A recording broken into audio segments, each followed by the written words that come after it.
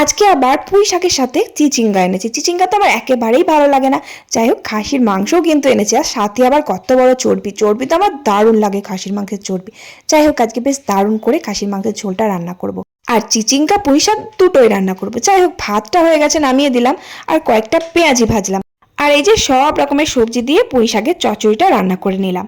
আর আজকে চিচিঙ্গাগুলো একটু সর্ষে বাটা দিয়ে ওরকম করে একটু ঝাল করলাম। চিচিঙ্গা সবসময় আমরা পেঁয়াজ দিয়ে ভাজা করি, আজকে একটু সর্ষে বাটা দিয়ে ঝাল করলাম। আর জেঠু খাসির মাংস খায় না, তাই জেঠুর জন্য একটা ডিমের বড়া করে একটা তরকারি করে দিলাম।